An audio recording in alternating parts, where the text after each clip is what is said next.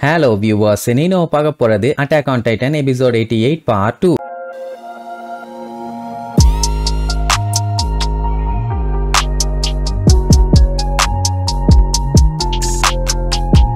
Open பண்ணா போன episode நம்ம எரனு ஃப்ரீடம்னா என்னங்கறத அவன் உணர்ந்தான் பாத்தீங்களா. அப்போ அந்த செகண்ட் நம்ம அர்மின் பாத்தீங்கன்னா அந்த டைட்டன் உலகத்துக்கு ஒரு செகண்டுக்கு போவான். அப்போ சின்ன பையன் எரனு அர்மினு பாத்தியா நமக்கு ஃப்ரீடம் கிடைச்சிருச்சுன்னு சொல்றான். அத பார்த்த அர்மினு ஷாக்ல இருப்பான். அதுக்கு கீழே எத்தனை ரத்தக்கரைகள் இருக்குது. ஆனா இவன் கிளவுடுக்கு மேல பார்த்துட்டு நமக்கு சுதந்திரங்கிறானேன்னு. நீ என்ன அர்மினு காயெல்லாம் சரியாயிருச்சான்னு கேப்பா. பரவாயில்ல நமக்கு கொஞ்சம் டைம் கிடைச்சிருக்குது, கொஞ்ச நேரத்துக்கு நல்லாவே ரிலாக்ஸ் பண்ணலான்னு சுத்தி முத்தி பாத்துக்கிட்டு இருப்பான். வா பக்கத்துல உட்காருன்னு அவனை கூப்பிட்டு உட்கார வச்சு ரொம்ப தேங்க்ஸ்ம்பா. ஏன்னா 4 வருஷமா அடிக்கடி வந்து இவன் ஆனி கிட்ட பேசிக்கிட்டே இருப்பான். இவன் மட்டும் அப்படி வந்து பேசலன்னா கண்டிப்பா அவன் தனிமையில தான் இருந்திருப்பான். இவனும் சரி ஹிச்சும் சரி ஏதோ கொஞ்சம் பேசிட்டே இருந்ததுனால தான் அவளுக்கு அது நல்லா இருந்துச்சு. அவளுக்கு என்ன புரியலன்னா நானே அசைய முடியாம கல்லு மாதிரி நின்றுட்டு இருக்கேன், என்கிட்ட டைம் ஸ்பெண்ட் பண்ணணும்னு உங்களுக்கு ஏன் தோணுச்சு? அதான் நீ ஜாலியா பேசுறதுக்கு தான் ஏகப்பட்ட பேர் இருக்காங்களே, எதுக்காக என்கிட்ட வந்தேன்னு கேட்டா அதெல்லாம் ஒன்னும் பிரச்சனை இல்ல ஆனி, உன்னை பார்க்கணும்னு தோணுச்சு அதான் வந்து பார்த்துட்டு பேசிட்டு இருப்பேன்பா. எதுவுமே அவன் சொல்லாம வெக்கப்பட்டுக்கிட்டே உட்கார்ந்த உடனே சரி என்னமோ போம்பா. ஆட நீ வேற ஆனி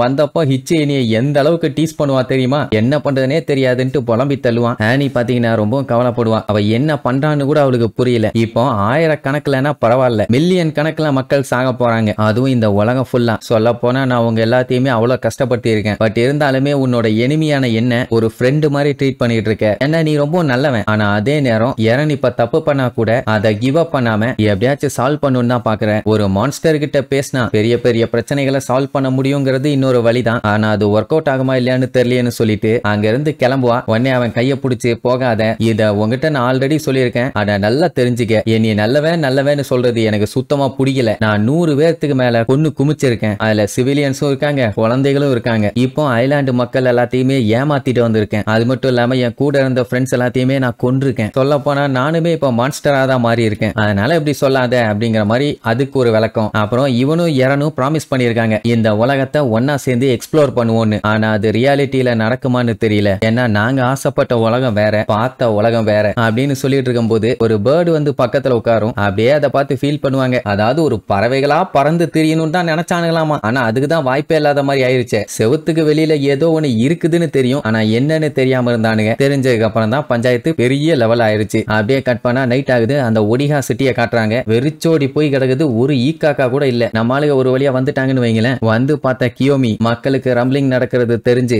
எப்படி அவங்க சவுத் சைடு எஸ்கேப் ஆகி போயிருப்பாங்க. ஏன்னா ஒரு ஷிப்பு கூட அங்க போர்ட்ல இல்ல, ஆளுங்களும் இல்ல. அப்படின்னா பிளையிங் போட்டை இவங்களே தான் இருந்து ரெடி பண்ணும், அதுக்காக என்ன வேணாலும் பண்ணலாம் அப்படின்னு சொல்லிட்டு கராஜில கொண்டு போய் நிப்பாட்டி அந்த துணி எடுக்க போவாங்க. அதுக்கு மேல பாத்தீங்கன்னா எக்ஸ்ப்ளோசிவ்ஸை நல்லா ஸ்ட்ராங்கா சுத்தி வச்சிருப்பானுங்க. சரி எல்லாத்தையும் துண்டு துண்டா வெட்டி வீசிடலான்னு பார்த்தா அருமினு அதெல்லாம் வேண்டாம், அந்த எக்ஸ்ப்ளோசிவ்ஸ் நமக்கு ரொம்ப முக்கியம், கண்டிப்பா எங்கேயாச்சும் யூஸ் பண்ணுவோம், அதனால அதை நீட்டா எடுத்து கொண்டு போய் பிளையிங் போட்ல லோட் பண்ணுங்கம்பா. அதே நேரம் கப்பலுக்குள்ள பயங்கரமா கதறி அழுகிற சவுண்டு. என்னடான்னு கேட்டா ஃபால்கோ தான். அவன்கிட்ட மேட்டர் சொல்லியிருப்பாங்க, இந்த மாதிரி ரம்பிளிங் ஸ்டார்ட் ஆகி இந்த மாதிரி லிபரியோ வந்து அழிஞ்சு போச்சு அப்படின்னு சொன்ன உடனே தான் அவனால தாங்கிக்க முடியாம அழுதுகிட்டு இருக்கான். கமாண்டர் மகத்தும் செத்து போயிட்டாரு, லிபரியோல இருந்த இவன் ஃபேமிலியும் காலி. அப்ப இவனுக்கு எப்படி இருக்கும்? அது மட்டும் இல்லாம ரம்பிளிங்ல மார்லேவோட மெஜாரிட்டியான ஏரியா காலி. இத சொல்ல இன்னும் கதறி அழுவான். ஏன்னா இதுக்கப்புறம் என்ன பண்றது, இவனுக்கு நீ யாருமே இல்லையே. வீக்குக்குமே என்ன சொல்றதுன்னு தெரியாம தலையில கை வச்சுட்டு உட்கார்ந்துருவான். கட் பண்ண ஆனி கிட்ட மிகாசா போய் இப்ப இருக்க புது ஓடிஎம் கியர்ஸ் செக் பண்ணி பாரு, அது பழசு மாதிரி கிடையாது, ரொம்ப அட்வான்ஸ்டு, நீயும் ரெய்னர் வேணா கொஞ்சம் போய் செக் பண்ணி பாருங்கம்பா.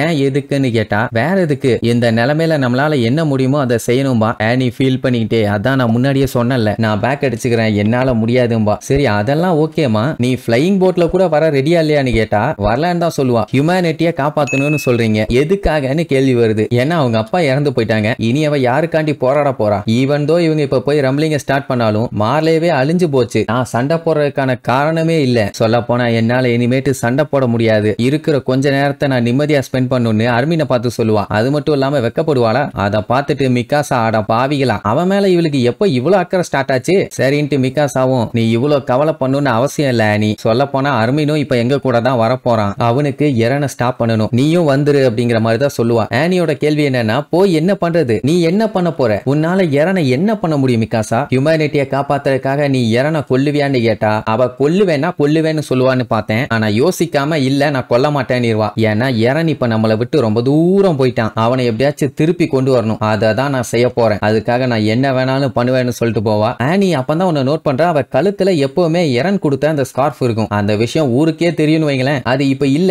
ஏன் என்னாச்சு தொலைச்சிட்டியான்னு கேப்பா. இல்ல என்கிட்ட அது இருக்குதுன்னு சொல்லிட்டு போவா. இங்க நம்ம லெவியால சுத்தமா முடியல. ஆனாலுமே கஷ்டப்பட்டு ஹெல்ப் பண்றதுக்காக எந்திரிச்சு வருவான். கொஞ்சம் ரெஸ்ட் எடுங்கன்னு சொன்னா கேட்கவே மாட்டான். நான் இதுக்கு மேலேயும் ரெஸ்ட் எடுத்துட்டு இருந்தீங்கன்னா அத்தனை பேரும் அப்புறம் என்னைய மறந்துடுவீங்க. அந்த தாடிக்கார நாயி ஏங்கன்லயே மண்ணை தூவிட்டு எஸ்கேப் ஆயிருக்கான். ஏறன் எங்க போறான்னு சொல்லி அவ மட்டும் நமக்கு சொல்லல. அவ பல்ல பேக்காம விட மாட்டேன்னு கடுப்புல போவான். வேற யாரும் இல்ல, எலனா தான்.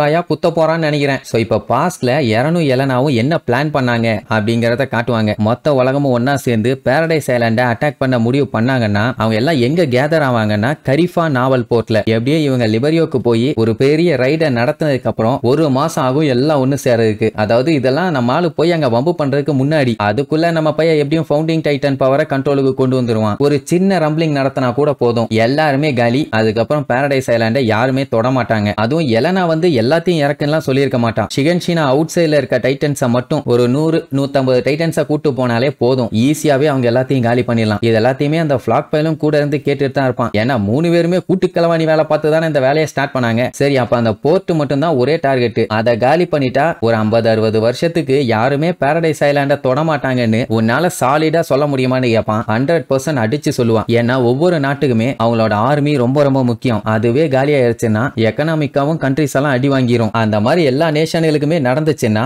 அதுவே போதும். அதுக்கப்புறம் அவங்களால எதுவும் பண்ண முடியாது. ஆனா நம்ம அதோட நிப்பாட்ட போறது இல்ல. அடுத்த டார்கெட்டா மார்லேவோட சதர்ன் மவுண்டன்ல இருக்க ஃபோர்ட்ரஸ் அட்டாக் பண்ணணும். ஏன்னா அங்கதான் அந்த ஏர்ஷிப்போட ரிசர்ச் பேஸ் இருக்குது. அதையும் காலி பண்ணிட்டா பஞ்சாயத்து ஓவர் அப்படிங்கிற மாதிரி இவ பிளான சொல்லியிருப்பா. அப்படி எரன் கூட சேர்ந்து என்னென்னலாம் பிளான் பண்ணாலோ அது எல்லாத்தையுமே ஒண்ணு விடாம இப்ப நம்ம ஆளுகிட்ட சொல்லிடுவா. அப்படின்னா எரனோட செகண்ட் டார்கெட் அதுதான் ஃபோர்ட் சால்ட்டான். கண்டிப்பா அது உண்மைதானே. ஏன்னா வெப்பன்ஸ் இருக்குதுன்னு அவனுக்கு தெரிஞ்சதுன்னா ஃபவுண்டிங் டைட்டன் அட்டாக் பண்றதுக்கு அவங்களுக்கு சான்ஸ் இருக்குதுன்னு அர்த்தம். அப்படின்னா அடுத்தது அவன் அதைத்தானே காலி பண்ணுவான். இப்போ கரிஃபா நாவல் போர்ட் காலி. சோ நெக்ஸ்ட் அவன் ஏர்ஷிப்பை தான் காலி பண்ண போவான்னு எலனாவோட கெஸ்ட்ல சொல்லுவா. அவங்கிட்ட அதை சொல்லி வச்சதால பரவாயில்லையே எல்லா உண்மையும் சொல்லிட்டியாம்பாங்க. உடனே அவளும் அப்படியே தலையை கீழே குனிஞ்சு உங்க எல்லாத்துக்கிட்டையும் நான் ஒரு ரெக்வஸ்ட் பண்ணி கேட்கிறேன். ஜீக்கு தோத்துட்டாரு, ஆனா அவர் பண்ணதெல்லாம் ரைட்டு தானே. 2000 வருஷமா நடந்துகிட்டு இருக்க இந்த பிரச்சனையை சரி பண்ணுனா ஜீக் சொன்ன மாதிரி எல்டியன்ஸ் எல்லாத்துக்குமே அடுத்த ஜெனரேஷன் ஒண்ணு இல்லாம பண்ணிட்டா இந்த பிரச்சனை ஸ்டாப் ஆயிருமேன்னு அவர் பண்ணாரு. ஆனா அதுதான் இப்படி ஒரு பேரழிவையே கொண்டு வந்துருச்சு. பட் அவரு இப்படி எல்லாம் நடக்கணும்னு யோசிக்கவே இல்லாம்பா. ஆஞ்சி பார்த்துட்டு அதுவும் கரெக்ட் தான். ஆனா